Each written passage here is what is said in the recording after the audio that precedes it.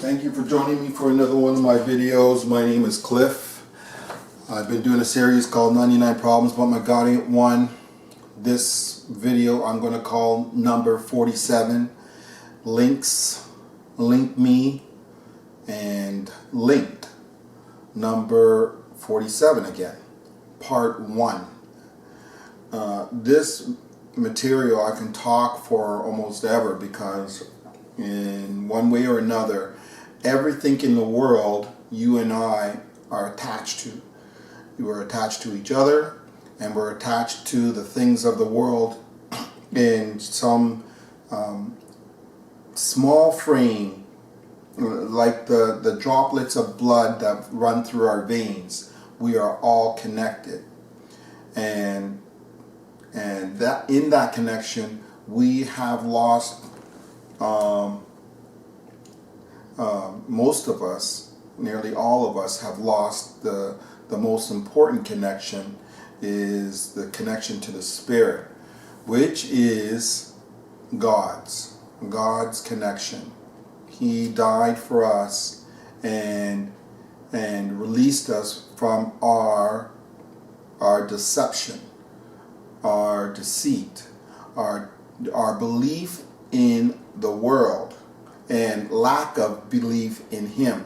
So the ones that believe in Him have the chance for what he called salvation, the coming back, coming home.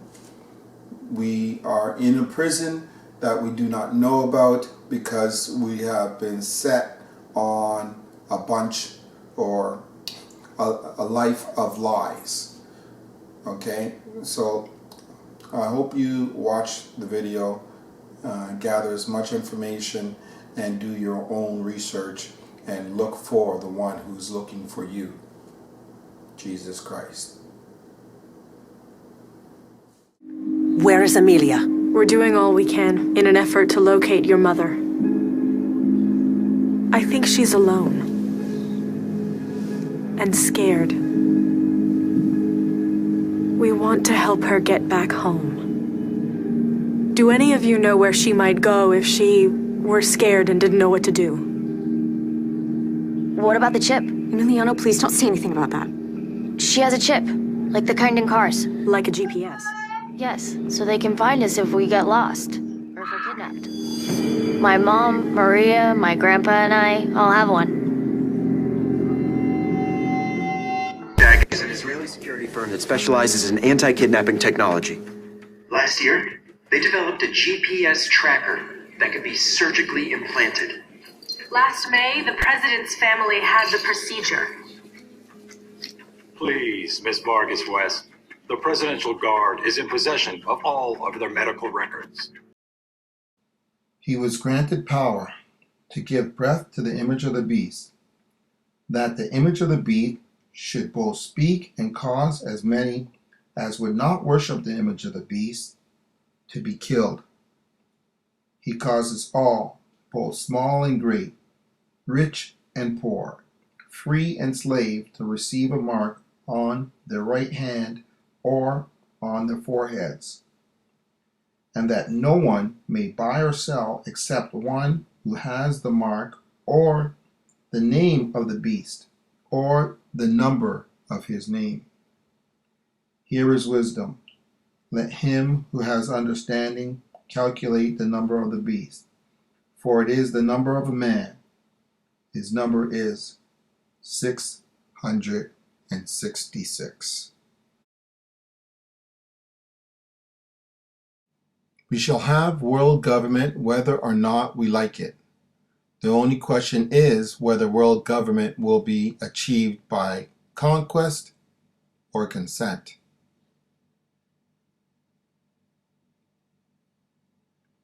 We are grateful to the Washington Post, the New York Times, Time Magazine, and other great publications whose directors have attended our meetings and respected their promises of discretion for almost 40 years. It would have been impossible for us to develop our plan for the world if we had been subject to the lights of publicity during those years. But the world is more sophisticated and prepared to march towards a world government. The supernatural sovereignty of an intellectual elite and world bankers is surely preferable to the national auto-determination practice in past centuries. One bank, one army, one center of power. And if we have learned anything from history, it is that power corrupts, and absolute power corrupts absolutely. This is Aaron Russo, a filmmaker and former politician. To his left is Nicholas Rockefeller of the infamous Rockefeller banking and business dynasty. After maintaining a close friendship with Nicholas Rockefeller, Aaron eventually ended the relationship, appalled by what he had learned about the Rockefellers and their ambitions. I got a call one day from an attorney woman I knew, and she said, "Would you like to meet one of the Rockefellers?" I said, "Sure, I'd love to." And we became friends, and he began to divulge a lot of things to me. So he said to me one night, he said that there's going to be an event there, and out of that event, you're going to see we're going to go into Afghanistan, so we can run pipelines from the Caspian Sea. We're going to go into Iraq to take the oil and establish a base in the Middle East, and we're going to go into Venezuela and try and get rid of Chavez. And the first two they've accomplished. Chavez they didn't accomplish. And he said you're going to see guys going into caves looking for looking for people that they're never going to find. You know, he was laughing about the fact that you have this war on terror. There's no real enemy. He's talking about how by having this war on terror, you can never win it because it's an eternal war. And so you can always keep taking people's liberties away. And I said, how are you going to convince people that this war is real? He says, but the media. The media can convince everybody it's real. I mean, you know, it's just that you keep talking about things. You keep saying it over and over and over again, and eventually people believe it. You know, you created the Federal Reserve in 1913 through lies. You create 9/11, which is another lie. Through 9/11, then you're fighting a war on terror, and now all of a sudden you go into Iraq, which was another lie, and now they're going to do Iran. You know, and it's all one thing leading to another, leading to another, leading to another. Now, I would say, what are you doing this for? What's the point of this thing? You have all the money in the world you ever want. You have all the power. I said, you know, you're hurting people. It's not a good thing. And he would say, what do you care about the people for?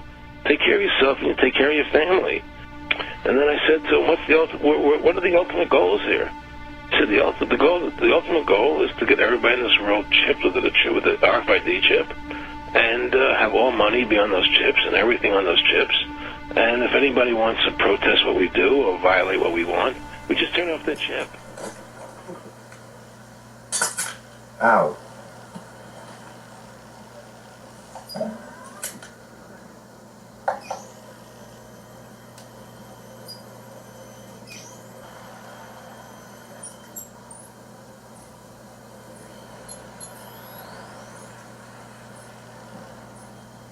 So you can keep an eye on me?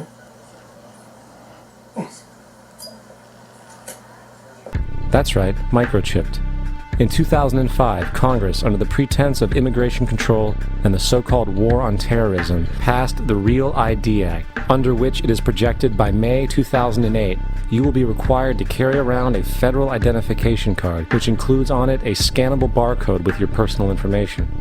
However, this barcode is only an intermediary step before the card is equipped with a VeriChip RFID tracking module, which will use radio frequencies to track your every move on the planet. If this sounds foreign to you, please note that the RFID tracking chip is already in all new American passports. And the final step is the implanted chip, which many people have already been manipulated into accepting under different pretenses. We have a Florida family who are really pioneers in a brave new world. They have volunteered to be the first ever to have microchip identification devices implanted into their body. After 9/11, I was really concerned with the security of my family.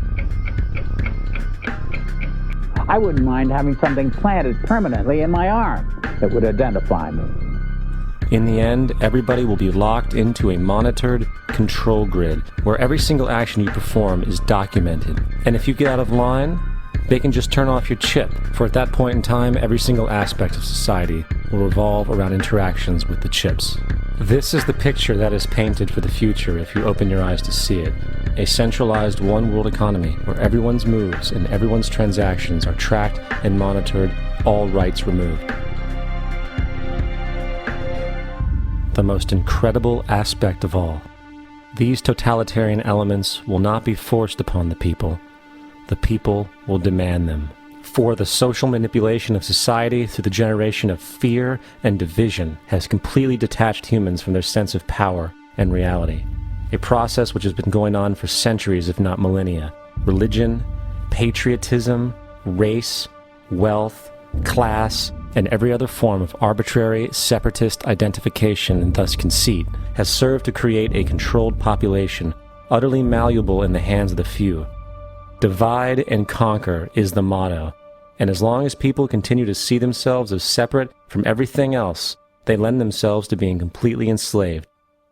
The men behind the curtain know this, and they also know that if people ever realize the truth of their relationship to nature and the truth of their personal power, the entire manufactured zeitgeist they prey upon will collapse like a house of cards.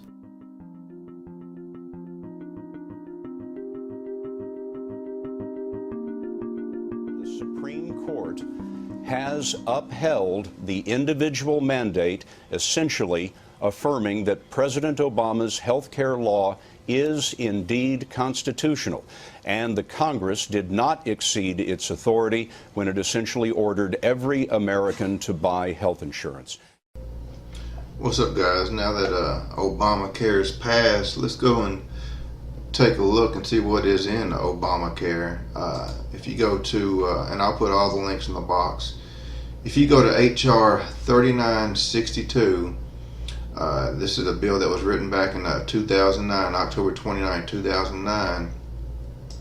If you go down to page, I think maybe 1501, this is the FDA administration. And then if you scroll down a little bit more, it talks about National Medical Device Registry. And if you read down, it talks about implementing and it talks about class 3 medical devices, and that's like pacemakers and stuff. But this right here, it says, and this is a very open-ended bill. It means they can do whatever they want and have vague language. But it says, may include, as the Secretary determines, who is Obama's puppet, Pelosi, as she deems appropriate, specifies in regulation a Class 2 device that is life-supporting or life-sustaining. What is a Class 2 device? Well, if you go to the FDA, a Class 2 Special Controls Guidance Document, implantable radio frequency transponder system for patent identification and health information. And if you go back here, it's all about data registry, medical device registry, health information, implantable. If you go over here to FDA, Class 2, implantable radio frequency transponder system for patient identification and health information for medical device registry. And also over here, it talks about it. It goes through. This talks about the Class 2. The device is intended to enable access to secure patient identification and corresponding health information in humans. Implantable. What are they talking about? They're talking about the microchip.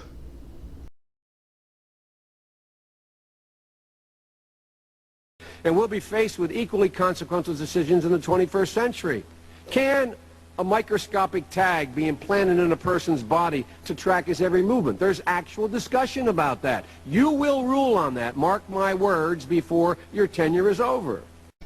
And it goes back to, this is a very open-ended bill. And it says that the Secretary may include, if she determines appropriate, which she is Obama's puppet, a Class 2 device that is life-supporting. Now, they tried to pass a bill like this a couple of years ago, and I think the whistleblowers came out, so they came out and redacted part of a bill, and they've come out with this very vague one. Now, what was in the other bill? This was HR 3200. Same wording, a Class 2 device that is implantable. This was in their thing. Life supporting, life sustaining. The same thing is what they put here, but they've worded it vague. Class 2 device, they've taken out implantable, that is life supporting and life sustaining. Even though it's vague, it still means the same thing as a Class 2 device that is implantable. This was in their actual bill. And when you go back, what is implantable? It goes back to the chip. And I think one reason why they took the thing out of the bill and has made it vague is because a couple years ago, Ron Paul came out and he said buried deep within over 1,000 pages of this massive U.S. healthcare bill, in a non-discussed section titled C11 Section 2521, this is H.R. 3200, National Medical Device Registry, and which states its purpose as, he quotes that part of the law, and then goes on to say, in a real world speak, according to this report, this new law, when finally implemented, provides the framework for making the United States the first nation in the world to require each and every one of its citizens to have implanted in them a radio frequency identification microchip for the purpose of controlling who is or isn't allowed medical care in their country. They have been talking about the microchip for a while, and it's getting closer and closer to them wanting to implement it. And now that Obamacare has passed, they wanted to establish a national medical device registry, as the Secretary deems appropriate, a Class 2 device that is life supporting. Class 2 device, Class 2 device, implantable, Class 2 device. This is on like page 1505 or 1506 or 8, but the purpose of this is to collect data from the device, and it deals with claims data, patient survey data, and you go down to electronic health records. But this right here, any other data deemed appropriate by the Secretary. What it means is it starts out as medical. You get the chip put in your arm. It's a little computer. They can do whatever they want and program it to do different stuff. But this right here is a smoking gun. We only want, your data. That's all we want. Just your health records. That's all we want. And then bam, any other data deemed appropriate by the Secretary. What if that data is your bank account? Just something to think about. Any other data deemed appropriate by the Secretary. Then if you go over here, this is some more interesting wording. There's a lot. There's like over 1,500 pages or almost 2,000. But here's another one. Medical device surveillance efforts. That's just something to think about. Surveillance. I love that term. And they've already been deemed that these chips have GPSs in them. And all they want to do is hook you up to the network. That's all they want to do is hook you up to the system, to the beast system. It starts out as medical, and then we know where it goes from here. And if you go over here, there's another one. Enable for real time. The determination of an individual's financial responsibility at the point of service. This is some crazy wording. You can figure out what you want to think about it, but enable the real-time information, the determination of an individual's financial responsibility at the point of service. And if you go over here, the effective date when this will be established, and it says no later than 36 months after the date of the enactment of this act. Now, I don't know much about bills and stuff, so this could either mean, I've seen a lot of people talk about March 2013. If you look at the beginning of this bill, it was October 2009, which would leave it October of 2012. Or it could be 36 months from the day it was passed, which would make it June 2015. I don't know, but it says that they have no later than 36 months to enact all this stuff. And some people will go to Snopes and look this up, and they'll come off and it's like Snopes say, "Oh, this is all fake." Now, HR 3200 was shot down. That's the one that had this wording in it, but it was shot down. But the Snopes hadn't updated either. But Snopes isn't that reliable because Snopes says that Obama's birth certificate is real. And we all know that is the fakest thing I've ever seen in my life. Class 2 devices. I mean, the chips. I mean, so much stuff is happening biblically. I can't even wrap my mind around everything that's going on right now. But they just make this the new marvel. Ooh, I want a chip. Please give me a chip. Yeah, you get a chip and your life is over. To think something so small can connect you to everything that matters. When your life and all you love are on the line. HealthLink is always with you when every second counts in the emergency room, providing immediate access to your medical records. Because Bob has trouble remembering all his medications. Because I'm in love with my kid. Ethan, thank you. And if anybody wants to protest what we do or violate what we want, we just turn off their chip. But the most of the knowledge I got was later on in my new life, in my second life. You researched it and came to understand the symbology. It was study of theological way, like studying the Quran, the Bible, the Torah, and also all these kind of things.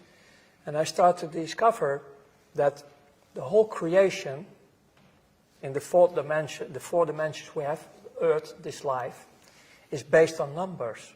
So I start to discover the real codes behind creation, that everything is, you can all bring everything back to the numbers. And then I start to discover that also the dark side I was working with is also working with all these numbers, these holy numbers, yes. These double numbers. Yes.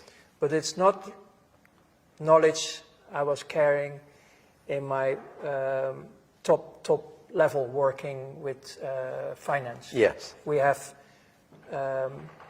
different ways, different codes, but not the codes you're talking about, okay. Because you're talking about a sort of holy numbers. Yes.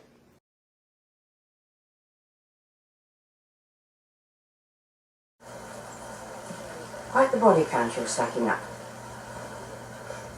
She was tortured first. As you'd already killed her husband, she must have been the only one left to question. Do you know anything that could compromise you? No. Not your name? What you were after? No. Demetrios worked as middleman. He always knew what to put his hand on weapons and people who could use them. He worked with anyone who had money. For years he was involved with a man we knew as Lashif, private banker to the world's terrorists. He invested their money and gave them access to it wherever they wanted. Private banker to the world's terrorists. He invested their money and gave them access to it wherever they wanted. Yes. Secret numbers yes. with power. Right. Good or bad, but they have that power. Yeah. Right. Yeah. So I know, of course, this famous 666 number. And the 332. Yes. That's, for example, for the skull and bones. Right. But the 666 is also a misleading number. Very much so. So let's talk about shadow banking. Yeah. Okay, because there is, we're clear that there is a Masonic elite that is contained within, compartmentalized within global banking, and that elite has its own set of rules, absolutely, and is able to conduct massive transactions completely off the radar screen, using flash screen technology and advanced technologies that we know nothing about. Well, that's a big part of what you're talking about is now also modern time. Right. Yes. In my time, we still work with a lot of cash. You're talking about the real financial world. I mean, I call it the real financial world, who make it able to do whatever you want in this world, because most of the people on Earth, you can buy them. Yes. You can blackmail them or buy them. It's one of them. There are only a few who will resist. Yes. Because we live all in a slavery system, so, and for them it's nothing. Yes. 1 million not enough, 10 million. And that's still a joke in the real world. Yeah, very good. But you mentioned a group, Masonics. That's a worldwide organization, but again, they're not the top. They're running a program, and they're like the BIS, like all the others, they are listening to the boss, the 8,500, the real powers. Okay. And about the real powers, it's not only earthly. Right. Stop. There is something behind the throne greater than the king himself. The world, the whole world, is governed by very different personages from what is imagined by those, us, who are not behind the scenes. The real truth of the matter is that a financial element in large centers has owned all governments since the days of Andrew Jackson. As Benjamin Franklin later wrote, the refusal of King George III to allow the colonies to operate an honest money system which freed the ordinary man from the clutches of the money manipulators was probably the prime cause of the Revolution. In 1783, America won its independence from England. However, its battle against the central bank concept and the corrupt, greed-filled men associated with it had just begun. So what is a central bank? A central bank is an institution that produces the currency of an entire nation. Based on historical precedent, two specific powers are inherent in central banking practice: the control of interest rates and the control of the money supply, or inflation. The central bank does not simply supply a government's economy with money, it loans it to them at interest. Then, through the use of increasing and decreasing the supply of money, the central bank regulates the value of the currency being issued. It is critical to understand that the entire structure of this system can only produce one thing in the long run: debt. It doesn't take a lot of ingenuity to figure this scam out. For every single dollar produced by the central bank is loaned at interest. That means every single dollar produced is actually the dollar plus a certain percent of debt based on that dollar. And since the central bank has the monopoly over the production of the currency for the entire country, and they loan each dollar out with immediate debt attached to it, where does the money to pay for the debt come from? It can only come from the central bank again, which means the central bank has to perpetually increase its money supply to temporarily cover the outstanding debt created, which in turn, since that new money is loaned out at interest as well, creates even more debt. The end result of this system without fail is slavery, for it is impossible for the government and thus the public to ever come out of the self-generating debt. The founding fathers of this country were well aware of this.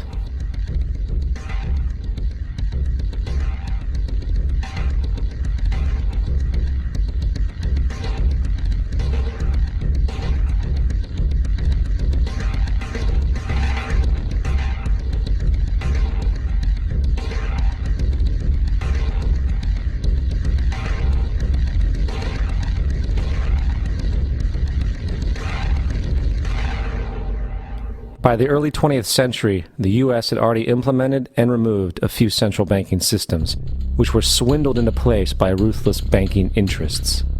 At this time, the dominant families in the banking and business world were the Rockefellers, the Morgans, the Warburgs, the Rothschilds. And in the early 1900s, they sought to push once again legislation to create another central bank. However, they knew the government and public were very weary of such an institution, so they needed to create an incident to affect public opinion. So, J.P. Morgan, publicly considered a financial luminary at the time, exploited his mass influence by publishing rumors that a prominent bank in New York was insolvent or bankrupt. Morgan knew this would cause mass hysteria, which would affect other banks as well. And it did. The public, in fear of losing their deposits, immediately began mass withdrawals.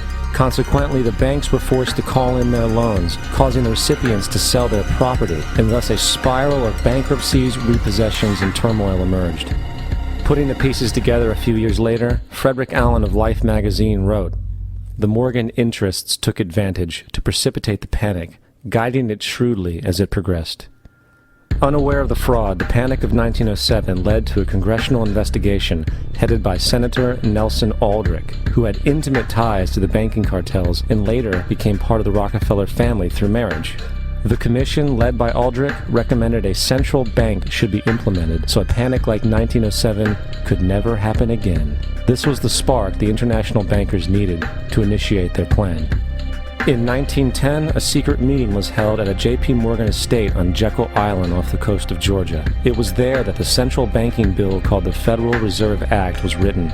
This legislation was written by bankers, not lawmakers. This meeting was so secretive, so concealed from government and public knowledge that the 10 or so figures who attended disguised their names when en route to the island. After this bill was constructed, it was then handed over to their political frontman, Senator Nelson Aldrich, to push through Congress. And in 1913, with heavy political sponsorship by the bankers, Woodrow Wilson became president, having already agreed to sign the Federal Reserve Act in exchange for campaign support. And 2 days before Christmas, when most of Congress was at home with their families, the Federal Reserve Act was voted in, and Wilson in turn made it law.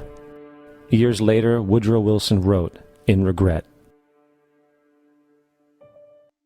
Our great industrial nation is controlled by its system of credit. Our system of credit is privately concentrated. The growth of the nation, therefore, and all our activities are in the hands of a few men, who necessarily, by very reason of their own limitations, chill and check and destroy genuine economic freedom. We have come to be one of the worst ruled, one of the most completely controlled and dominated governments in the civilized world. No government by free opinion, no longer a government by conviction and the vote of the majority, but a government by the opinion and the duress of small groups of dominant men. Congressman Louis McFadden also expressed the truth after the passage of the bill. A world banking system was being set up here, a superstate controlled by international bankers, acting together to enslave the world for their own pleasure. The Fed has usurped the government. So the real powers behind the 8,500 is we begin to deal with metaphysics here. Interdimensional intelligences, lower astral intelligences, extraterrestrial intelligences. I discovered one thing about ourselves. We are multidimensional ourselves. We are multidimensional and also able to experience a lot of frequencies, all the frequencies.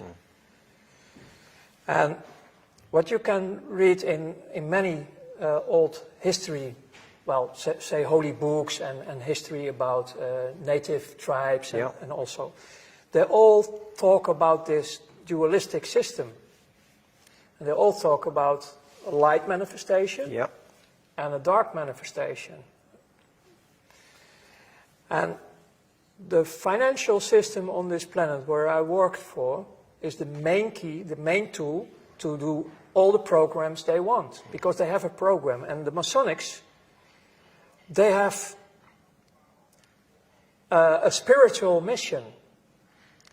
And the end goal of this whole thing is that they are following, maybe as one of the few groups on this earth, literally the Bible, especially also the Revelations about what's coming next.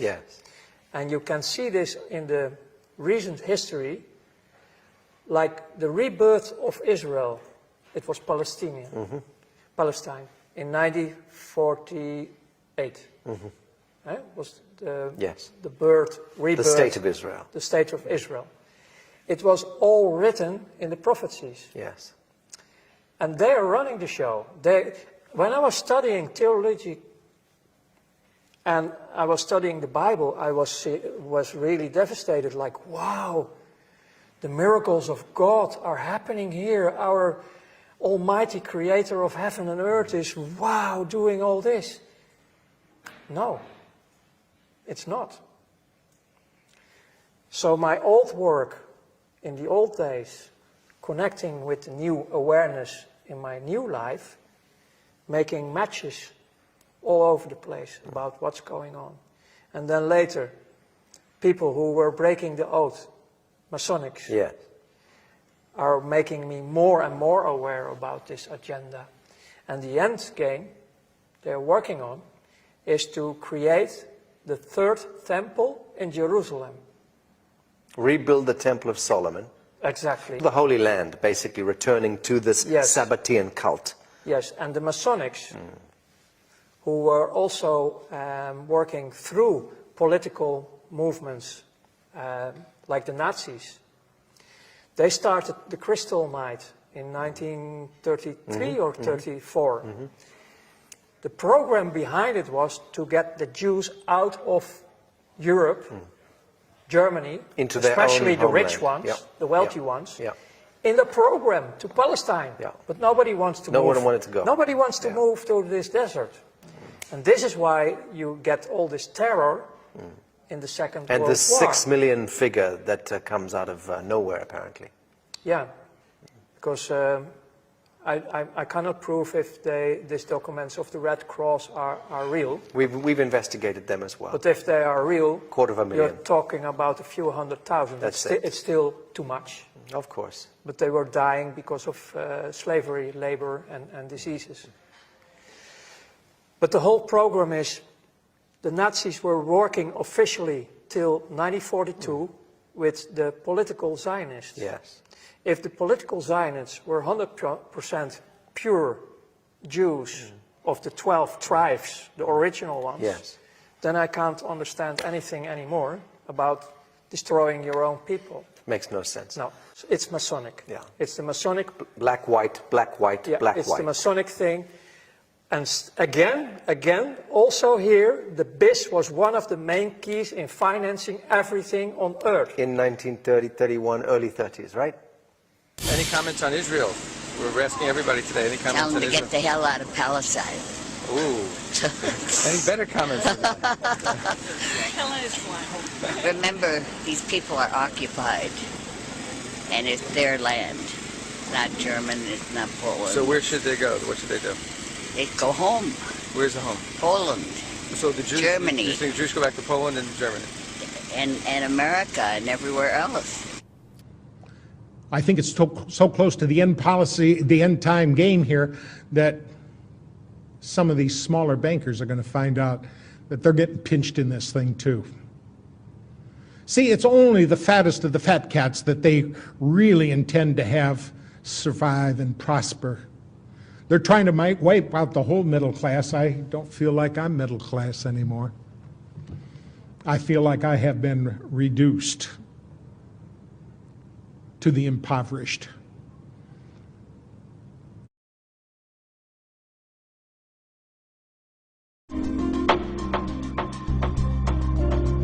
I can see that everything we were doing from 1986 in the OSGs until I left in 1982, 1992, were designed to align countries into a one-world government. There's no doubt in my mind that that's what we were doing. Well, in working for the people I work for, I only see two classes. I see the leaders who are the elite, and I say the leaders who are the elite because of the people that we work for. We work for the Rothschilds, the Roosevelts, the superpowers in money around the world. There was never any question of finances on anything that we did. If I needed $250,000 for a mission, I had a signature line of credit. I walked into a bank in New York, I signed my signature, pulled out $250,000 cash, walked away, and that money was replaced the following week. It was that easy for me. So in answer, I hope that I've answered that in saying there's two groups. There's the citizens and there's the elite, and that's all there are. Those around the world that think that there's going to be an upper class or that there's going to be comfort like there was, there won't be. Myself, I see even maybe a third class, but that third class won't be considered citizenry on the New World Order. It'll be considered enemies of the New World Order who are possibly living in state of an underground. I think in summing up what I'd like to say to all of you who listen to this video and in the media, I'd like to ask one question. Is anybody there?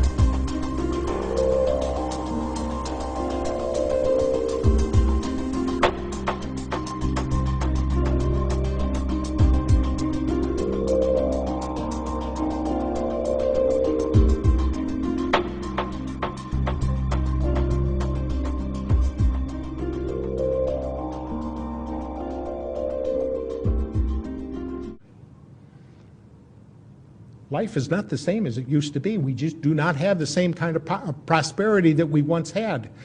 And if they can have their way, and I see no reason why people in authority with as much power and leverage as they've got, it's going to be difficult to stop them from having their way. We're all going to be reduced to abject penury. Life where you won't have 2 nickels to rub together. You may have a whole pocket full of $1 million bills to rub together, but they won't buy anything. And that no one may buy or sell, except one who has the mark, or the name of the beast, or the number of his name. That was the beginning.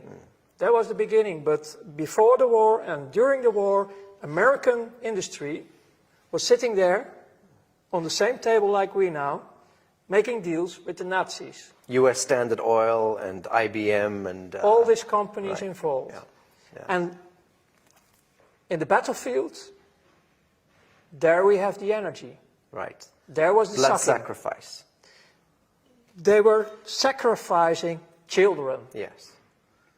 A lot. Let's talk about this.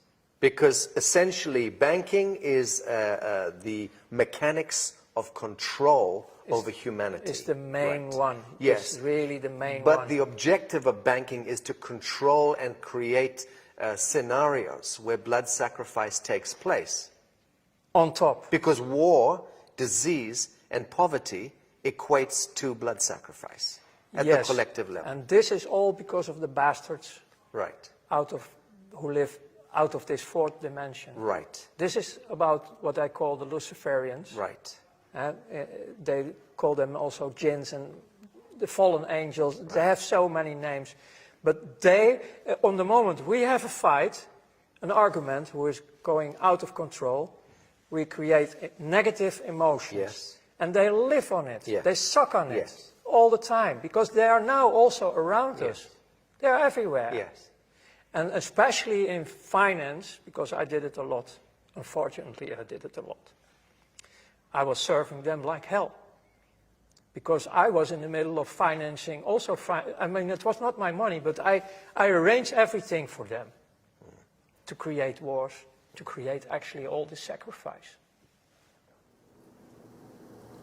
Okay, I want to use this part to explain what the demonic demons that roam the world are causing us to do.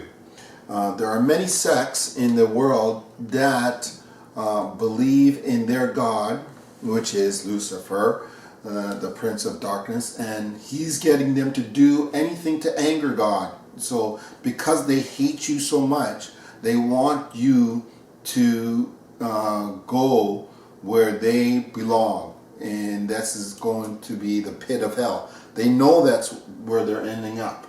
And they want to anger God as much as possible, and they want to take you there. So this is what is continual. They practice these wicked things, and it's been going on from the days before Moses. And this is where Moses came down and gave the law to these children of Israel. It speaks here in Deuteronomy 18:10. There shall not be found among you anyone who makes his son or daughter pass through the fire, or who practices witchcraft, or a soothsayer, or one who interprets omens. Okay, that's from 10. There goes on more to explain how the Lord was upset by this. Deuteronomy 12 and 31. You shall not worship the Lord your God in that way. For every abomination to the Lord, which he hates, they have done to their gods. For they burn even their sons and daughters in the fire to their gods. See, so this angers the God of heaven. This is from Kings, 2 Kings 16:3. And now we're going on many centuries past Moses. And this is at the time of Solomon the prophet. But he walked in the way of the kings of Israel. Indeed, he made his son pass through the fire, according to the abomination of the nations whom the Lord has cast out from before the children of Israel. See, so it explains where the Israelites were following other nations' practices, and this is why the Lord brought up a nation called Israel to keep away from doing these things, but they fell back into them. Here's 2 Kings again, 17 and 17. And they caused their sons and daughters to pass through the fire, practiced witchcraft and soothsaying, and sold themselves to do evil in the sight of the Lord, to provoke him to anger. See, all these things are going on today in these demonic religious sects. 2 Kings again, 17 and 31. And the Avites made Nibhaz and Tartak, and the Seraphites burned their children in the fire to Andromelech and Anemelech, the gods of the Seraphim. So here we go. Even in these writings, Andromelech and Anemelech, you hear them in some of the movies that you've witnessed, or television shows. You hear these names, these weird names, and you don't know what they're referring to. They're just made up, but they're not. They come from the scriptures of the Word. And for us, witnessing these things, it's like you've been told the truth, but you don't want to hear it. Okay? Here's 2 Kings 21 and 6 again. Also, he made his son pass through the fire, practiced soothsaying, and used witchcraft, and consulted spiritualists and mediums. He did much evil in the sight of the Lord to provoke him to anger. I think this is referring to King Ahaz, who was married to Jezebel, who killed many prophets, all the prophets in the land. So all these wicked and evil things were done at the hands of Israelites. Even Israelites were doing these things. The people that were supposed to have power over all the nations. And it was because of these practices that they turned back to that they were released and scattered in many directions, like the Lord would said, and he gave these prophecies to Moses in the beginning. Okay, so they're going on today. Let's continue. Now, after World War I, they had this big conference in which they brought together all the people involved in the war to have a settlement and a signing of the armistice with Germany. On one side of the table was Paul Warburg. On the other side of the table was his brother Max Warburg. In total, there were 117 of these false Jews, as I prefer to call them. And we would not know about this except one of the guys there, a guy by the name of Benjamin Friedman, who was the bagman for Henry Morgenthau Sr. He became a Christian, and he decided he could not live with the secrets that he held, and he started talking about what had transpired what the real game plan was, who was involved in it, and what their plans were for our future. An unseemly plan for our future. Much of that was done with these, what you call false flag operations.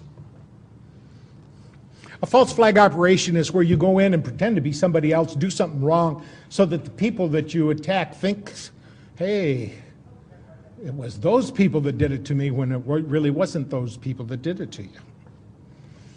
We find that a whole lot of that is done by these false Jews. For example, the Lusitania was sunk to start World War I. Now, Germany had taken out advertisements in the New York newspapers and said very specifically that they were carrying munitions aboard that Lusitania. Don't go on it. Well, while they were doing that, they ended up sending off some of that ships and with 128 American passengers aboard it. And it wasn't Germany, it was Great Britain that sunk that ship to suck us into that war. They were having trouble. See, Germany was already winning. And they didn't like the idea at all. And so these characters went over to the King of England and said to the King of England, now, you don't have to surrender to Germany. If we can bring America in on your side, if we can cause America to start fighting your battles for you, would you support a homeland in Palestine for us? And the King of England was, what do I do? Do I surrender or do I agree to let somebody else have that home? Oh, yeah, we'll support that. So in November of 1917, the King of England sent a letter called the Balfour Declaration to Lord Rothschild, whom he called the most eminent Jew. I think he should have called him the most eminent false Jew, because the real Jewish people have absolutely nothing to do with this New World Order, this aggrandizement of power and the passion to dominate others. This is all among these Khazar warriors that only pretended to embrace Judaism in 741 AD. This is all among these Khazar warriors that only pretended to embrace Judaism in 741 AD.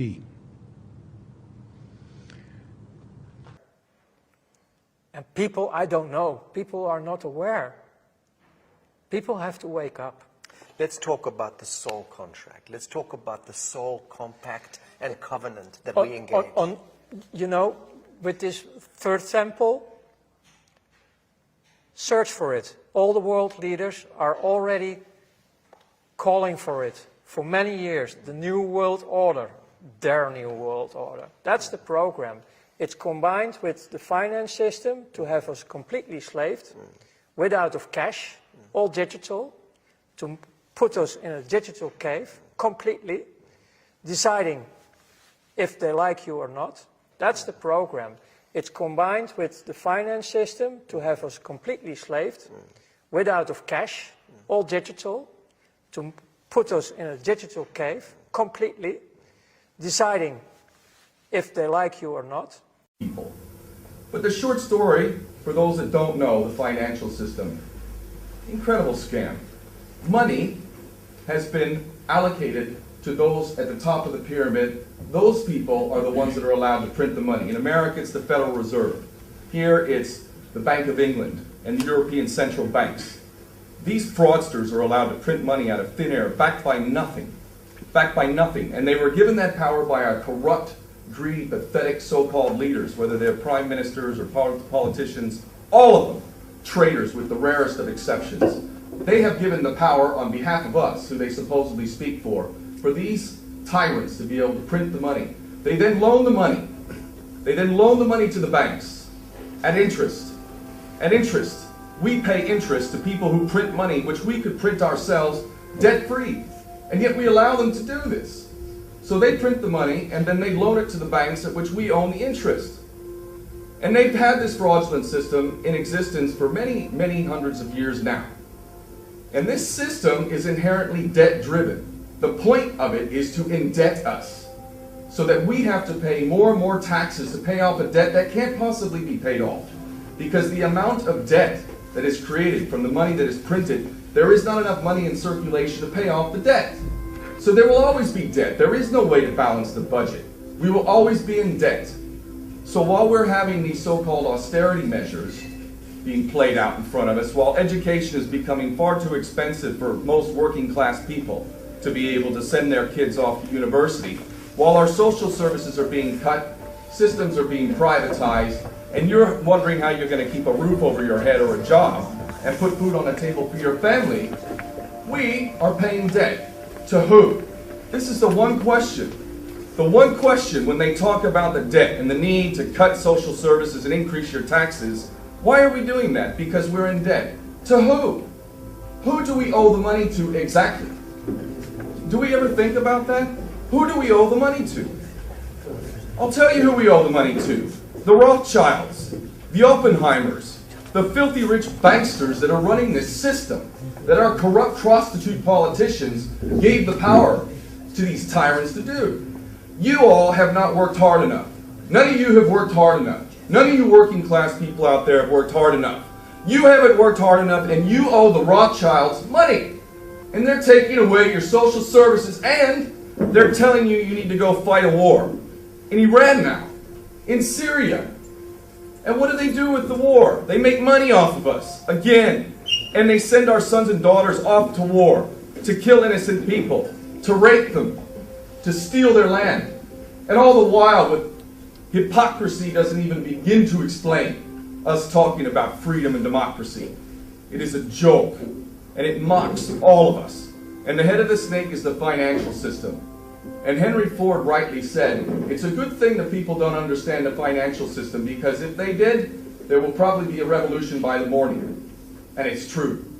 We owe money to the filthy rich. That's who we're in debt to. They could say, we're going to wipe the debt clean. For me, that wouldn't be enough. Are you kidding me? You think you're going to get off that easy? For hundreds of years, you've been enslaving the people in your debt-driven system. And you think that you're just going to be able to wipe the slate clean and that's going to be it? Hell no. If you don't hang from a lamppost, you should consider yourself lucky for the scam that you have perpetrated on the people. And the thing is that they got us all by this system. They control the money. It's not even paper to them. They don't even need to print the money. They can simply go into a computer, type in a couple extra zeros in an account, and someone has got money. In this small clip, Mr. Ken O'Keefe tries to explain to us how we are, all of us in all modern societies, under the falsehood of the Queen of England and the Pope of Italy, are in this false realm of debt. We owe money, all of us, as a society under our countries. We are owned, and we owe debt. All the properties we owe are indebted to this hierarchy, and the funny thing is that these higher realms even try to pretend that they are non-existent or just some sort of shadow, pretend shadow that used to be of old. But it isn't so. You and I sign our lives over to this falsehood of paper, which is turning into a digital realm as well. And this is why all your digital information is necessary for them to own. They're turning everything that you have in paper into this digital realm. You've signed yourselves all away to this fictitious owner, the Queen and the Pope of Rome. But they never thought about cryptocurrencies and blockchain, did they? They did. You believe that they're engineering all of that? You don't believe that is a natural human organic response to central banking and fiat? Is crypto and smart contracts? Is our way of throwing this devil off the back? Even on the internet you can find a white paper from the NSA from 1995. They were already describing everything you have now in present, like cryptocurrencies. It's the first and the second generation of cryptocurrencies. They have a lot of backdoors. They are not free. I'm very happy and aware that step by step people start to choose different. Right. But about the cryptocurrencies, it was all created by secret services. Now, in the third and the fourth generations, people are taking the tools using it. to use it Very in a good. positive way. Very good. So there are positive things going, but my reaction was more in the direction of in general, the masses, the billions of people. Yes. Who are still have no clue. And just follow whatever. Yeah, and they have no clue about anything because they are children. They have the inner child and they have children of their own. And we have to take care of this. It's the first and the second generation of cryptocurrencies. They have a lot of backdoors. They are not free. You mentioned that when you were involved with this Illuminati echelon, you mentioned that you had no empathy. Yes. That you were calculating and cold and you had the capacity to make decisions here and boom, no heart connection, yes, correct? We even laugh about terrible things. What was the transition that happened to you? When? On what day? What occurred to you to bring you out of this? It was the day I died. You witnessed something. I have seen myself. And I didn't believe it. It was the day I started to be aware that I'm much more than just a slave serving an evil system. Bravo. There must have been an event, Ronald, that happened. What happened on that day? What triggered this? When you're out of your body, you don't want to come back, actually, because you start to experience a completely different life, a different world. It looks like, I have seen parts of the new world, the world we are talking about, in the other dimensions. And they can look like this, but the grass of the green is different. If you look at grass, it's just an example. You can look through the grass, and it's still, it's real grass, but you can look through it. I tried to describe it, but it's so bright. The colors are so bright. You can even feel colors. Everything is so intense, it's a completely different world. Wow. Here is another man who explains the same sort of transparent world that he had a vision with in his near-death experience. His near-death experience is quite descriptive if you see the whole video, but I'm going to take a snippet just to explain, or for you to see how he explains the transparent world that he experienced in his vision. And I started talking to God. I said, why did you spare me? I hated you. I rejected you. You say, if you reject the Holy Spirit, that's it. Why did you spare me? And this was a very intense conversation I had. This was not I just asked the question and didn't care after that. I had a change of heart. It's like, okay, he spared me for a reason. There has to be. I completely rejected him. How could he love me that much? As I was talking to him, he took me in vision to the surgical suite where I was at. And I saw myself laying on the bed. And in a vision, everything is as clear as what you guys see in this room right now. But you can't interact in the vision. You're just observing. And I saw myself laying on the table, and I had a tube going into my chest and two coming out of my abdomen. And Dr. Smeltzer was taking his right hand and hooking his mask onto his right ear. And he had a very concerned look on his face. And at the head of my bed stood two beings probably in excess of 15 feet tall. And they were dark. I couldn't see like shape of their face or anything. And I wanted to walk around and look, but I couldn't. So I could see them, and they were standing with their heads bowed. And I got a very bad feeling when I saw them. They were there to make sure the surgery was unsuccessful, whatever was being done. They were waiting for my death. And from the right side of my vision came another being in excess of 20 feet tall. I could see through the hospital walls, the floors, like they were transparent. And I could see movement in the hospital, but it wasn't human. It was angels and things moving back and forth. And this being had to be in excess of 20 feet tall because its head went up through the first floor, the second floor, into the third floor, and I could see all the way up there, but not its face. And it came to the edge of the suite, and it said in a very melodic voice, "He stays." And as soon as he said that, those two beings disappeared, and my vision ended. And when I came out of the vision, I was physically crying, but in the vision, I wasn't at all. I was just observing. What brought about that metaphysical, spiritual experience of this death, this transition? What was it that triggered that? My heart stops beating. Literally? Yes. I was completely out. You were at home? Where did this happen? No, it was on my work, and they called... medical service? Yeah, urgent... Ambulance? Ambulance. And yes. They resuscitated you? The only moment I remember, besides seeing how they were doing all the work on my body, the real wake-up, coming back in consciousness, was a crying mother. She was the first one I saw back, yeah. So in a sense, you traveled back in the realm of the archetypes and you saw many things, but this was the one that made the impression on you, the crying mother. Yeah. And this is connected directly to the sacrifice of innocence. Exactly. Right. This is beautiful. Yeah.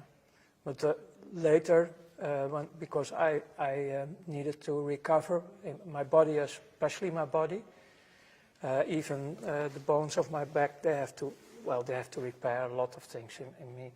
But during this recovery time, I was also in a private clinic in Luxembourg. And the girlfriend, well, sort of girlfriend I have from that moment who supported me, she showed me in the forest, in the dark, when I was able to walk a bit, vuurvliegjes. Or fireflies. Fireflies. But it's an insect, no? Yeah. And I didn't know anything about nature, so that was for me a miracle. It was really a miracle. My first contact with nature, because before that I was only destroying nature. That's wonderful. So about the first touch I shared already, but after that there were so many other miracles happening in my life, also with other human beings, because, man, in this clinical part, my image about myself, I was so rotten. I have such a negative image about myself. In the clinic, I tried to destroy myself as well. Okay. It was not happening. I was swallowing a lot of pills to sleep and go away. Understand. But they took me, they took all the pills out of my body. And then there was a little boy who was also damaged in this clinic, and he come to me with a little Bible for children, and I can't remember the words he was saying, but it was touching my heart completely. The words he was saying out of this Bible for children. And that was also a deep, deep touch inside of me. And after that, actually, my whole life started to be with presence. So you understand the power of darkness and false light, and you understand the power of forgiveness, the power of compassion, the last power 20 of absolution. The last 22 years, I start to discover the positive life, the light manifestations, the unconditional love, and this was growing so much that I have a direct contact built up with the source of life, what I call the creator of heaven and earth. Yes. I have not a monologue, I have a dialogue. I understand. It's great. What brings us together in this world is a desire, a burning desire to end all of this shadow in our lifetime. Yeah, correct? that End is. this blood sacrifice, end this blood cult, Yes. end this usury, this control, this manipulation. And to prevent that the souls are remaining in the cycle. Yes, and will not be captured, final, like in eternity, because they're heading in this program, Freemasonry program. They want us like batteries. Ultimate harvest. Yes. Yes. Combined with a form of fusion, the machines had found all the energy they would ever need.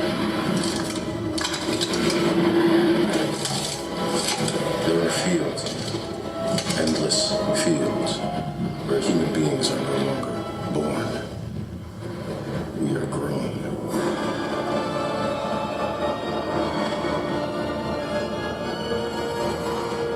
What is the Matrix? Control.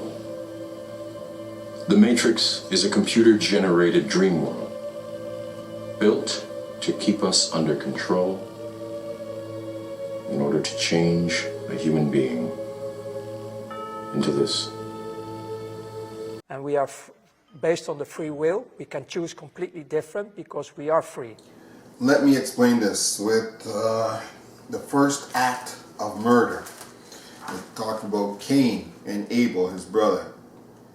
It says here in Genesis chapter 4, 6 through 8 or 9.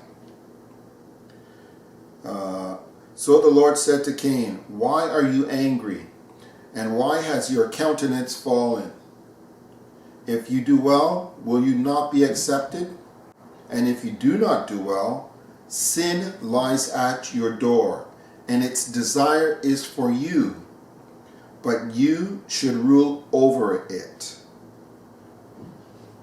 So here he's saying, God is telling Cain that sin, it dwells within inside you. It's part of the body. You have a soul that is supposed to ride over it because it knows good. It has knowledge and compassion and forgiveness. All these things are part of the spirit that which comes from the Lord God. But the nature of self-righteousness is the spirit of darkness. Sin lies at your door and it wants to overtake you. But you're supposed to have the ability to ride over it, rule over it. So this is where Cain now talked with his brother Abel, and it came to pass when they were in the field that Cain rose up against Abel and killed him. So he wasn't able to withstand the sin that was riding over him. They had a beef, and that beef turned into an argument where Cain felt he had the right to kill. We are 100% free. Yes. So we have to restore our position also on earth, yes, on who we are, yes, as human beings. Yes. Because we are very, very powerful. Redemption, salvation, absolution. These are the words. Yeah. And this is the science of love that we are practicing with our work. This is the only way. It is the only way. And after that, Abraham Lincoln resented his involvement with these people. And he made a speech in which he said, "I feel at this time more fear for my nation than any other time, even during the war. An era of corporations has been enthroned, and corruption will grow in high places. And we will end up with the wealth of many aggregated in the hands of the few." The Congress of Vienna, Verona, and Cherie. And instead of our political leaders today warring against it, as Jefferson and Monroe and Adams did, now we have American politicians who are slaves to the Catholic Church and the Jesuit order. And I guess a lot of people are wondering why others in the Protestant arena aren't speaking out. The Billy Grahams, the Robert Schulers, why are they not speaking out, in your opinion? Steve, it's very, very clear from a statement that a trained Jesuit priest who escaped from the Jesuit order made his way here to the United States. While he was under oath as a Jesuit in his training, he was told something. The man's name was Alberto Rivera. In a little magazine, it's called The Godfathers, put out by Chick Publications, Alberto Rivera made a startling statement in which he said there would be a sign given to Jesuits throughout the world when all churches would be taken over by the Jesuit order. This was, and I'll read the statement to you. Okay. It says this, Alberto Rivera, the sign was to be when a president of the United States took his oath of office facing an obelisk. For the first time in U.S. history, the swearing-in ceremonies were moved to the west front of the Capitol, and President Reagan faced the Washington Monument. This happened January 20th, 1981. Steve, the Jesuit order was raised up to destroy everything that Protestantism had done, to destroy representative government, to destroy the middle class, but also, Steve, to destroy the voice of protest throughout Protestant churches. We're not protesting anymore, Steve. Right, there's silence. Billy Graham is not, he didn't protest towards the latter part of his life. For the first part, I think he was solid when he first started. But along around the early 60s, his voice was silenced. Robert Schuller, Paul Crouch, Hal Lindsey, Pat Robertson, James Dobson, all of these men, they're not protesting. What they have become are agents of Rome. And what we have developing in our country right now, Rome again controlling both sides of the pendulum. As a German philosopher by the name of George Friedrich Hegel, when he identified the best way to create change and to get what you want to happen, it's called the Hegelian dialectic. And what you do is you control both sides of a situation, whether it be political parties or ideologies, but you control both sides so that you can create your synthesis. And today in the United States, the Jesuit order controls the very, very liberal, radical element that we find in the White House today, in Barack Obama, and the control that he is gaining daily in this country.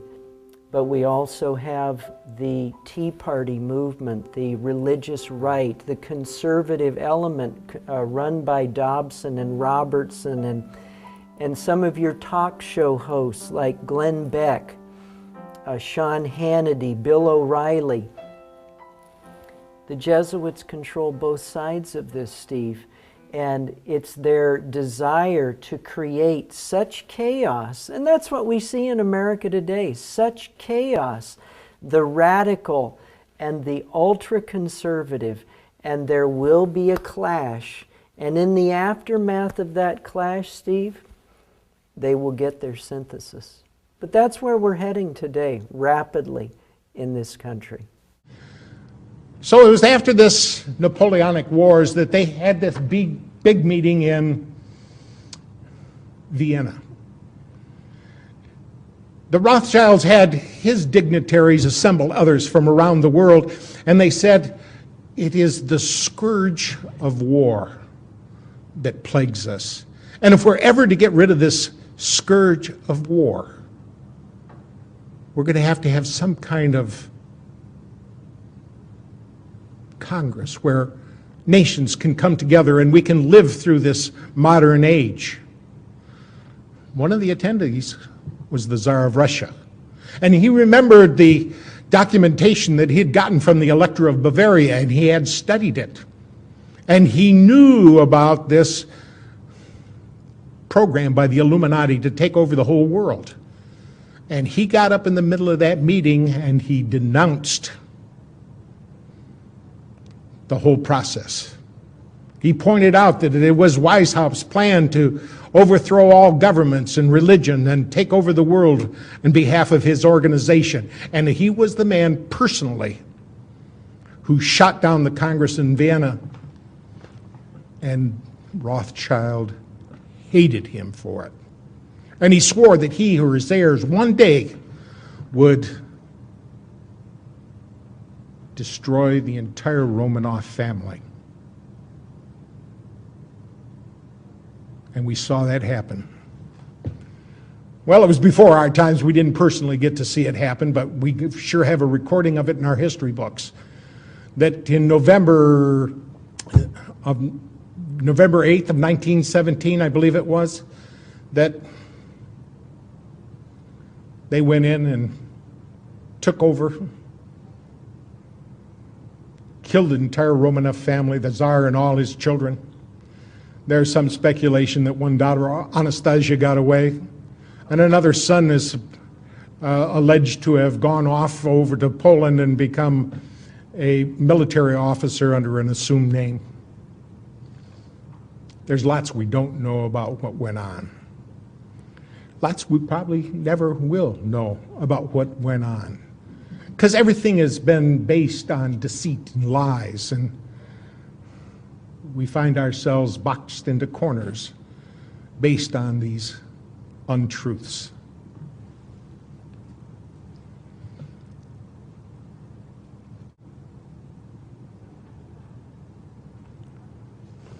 But since that letter so clearly delineated the first two world wars, I think we have to look at it seriously and take it to heart when it says in there so clearly that the Third World War will be fomented between the Zionists and Islam. Does anybody see that materializing today? Every place we look, we can see it happening. And we can see that the power they have here in this country to run things and to pull the nastiest little scams, and America believes it. Because they don't realize who it is that owns the newspapers. They don't realize who it is that owns the television. And sometimes they don't care. As long as there's going to be football on the Monday night and I got beer at hand, that's all that counts. Well, at least for a lot of people. And I think once they find that they have let their children and their grandchildren slip into tyranny, they may regret it. But regrets never come at the beginning, they always come at the end.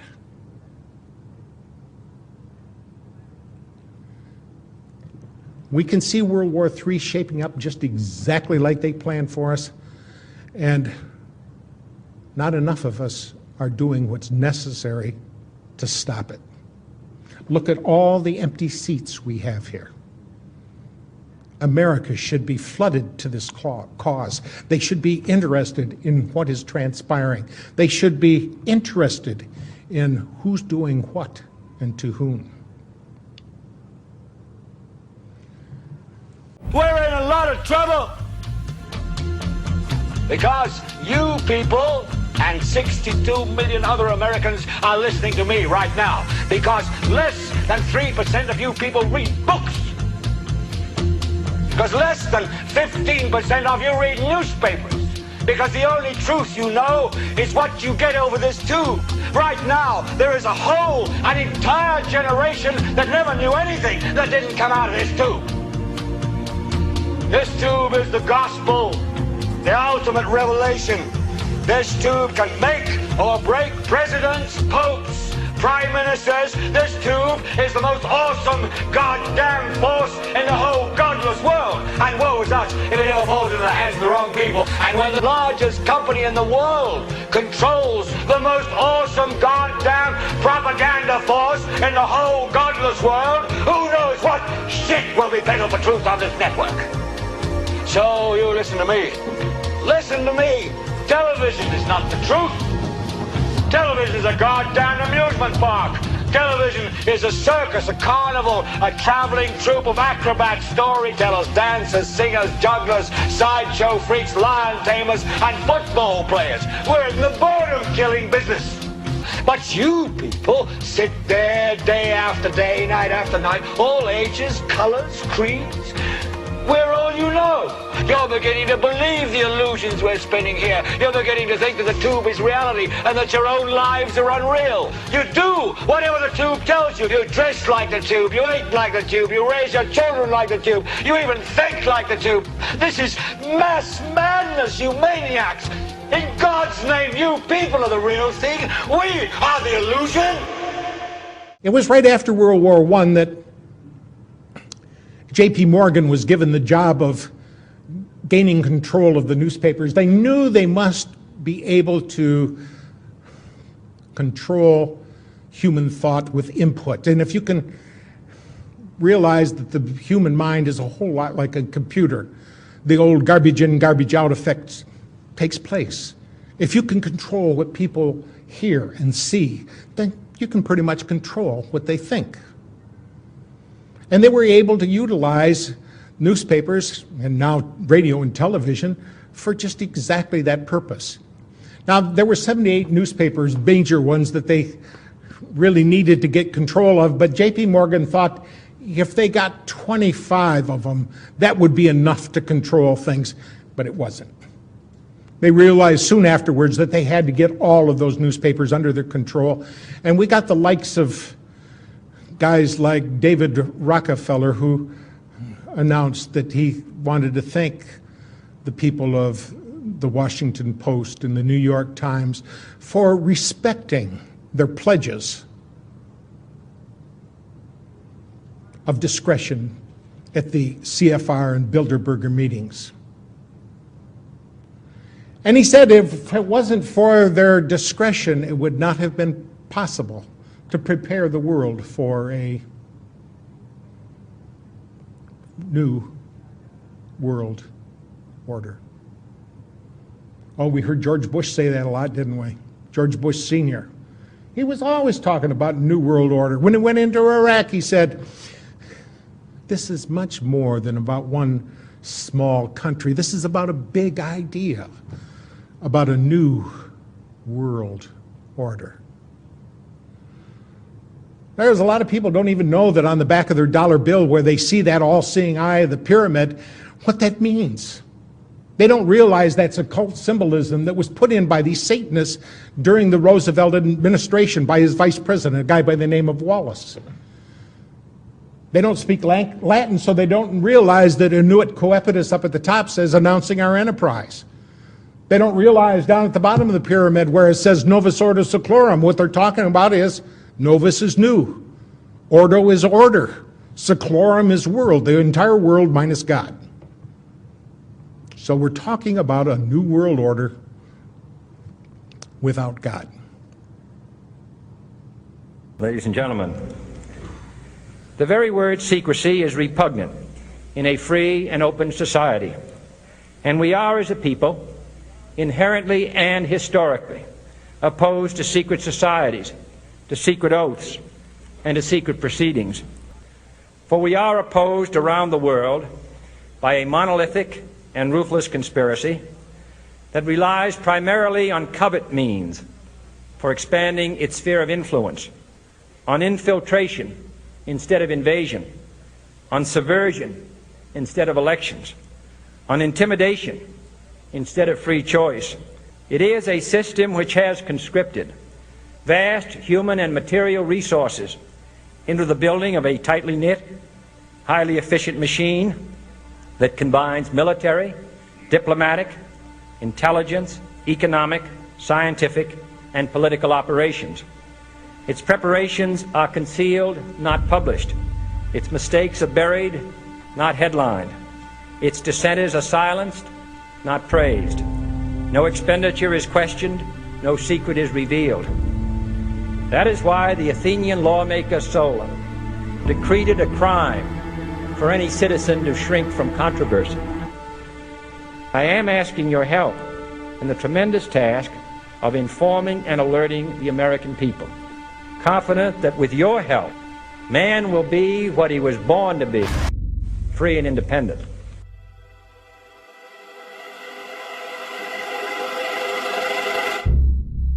It's daily there. And people, I don't know, people are not aware. People have to wake up.